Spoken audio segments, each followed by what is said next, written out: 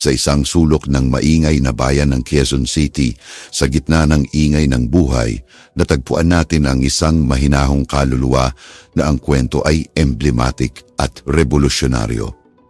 Para sa kanyang privacy at simpleng pangalan, tawagin natin siyang Alex. Si Alex ay laging may alam sa pag-ibig. Alam niya ito sa mga ngiting tumutukoy sa umaga, sa magaang haplos ng pagbabahagi ng pasanin, at sa yakap ng isang kasama na nakakakita sa kanya alang-alang sa kung sino talaga siya.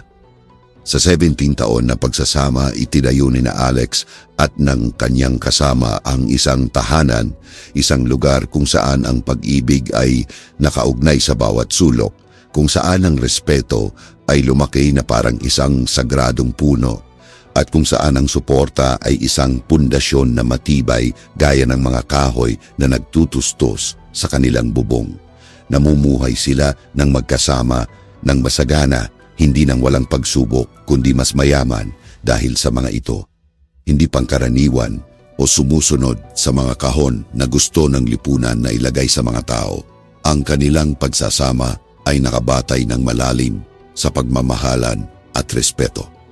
Si Alex, matapos iwanan ng seminaryo, ay nakahanap ng ginhawa sa tahimik na buhay domestiko na naging matibay na asawa sa bahay habang ang kanyang kasama, isang dedikadong guro, ang nagdadala ng labas na mundo sa loob.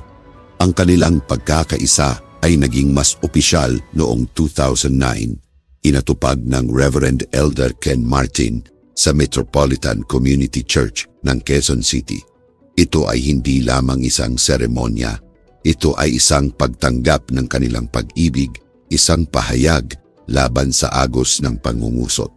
Sa huli, ang buhay ni Alex ay isang patutuo sa walang hanggan at matinding kapangyarihan ng pag-ibig, isang panawagan sa lipunan na magtaas sa prehudisyo at isang walang panghahadlang na pananampalataya sa isang mundo kung saan bawat kaluluwa ay maaaring makahanap ng kanilang kabanalan sa mga bisig ng isa't isa anuman ang kanilang pagkakakilanlan.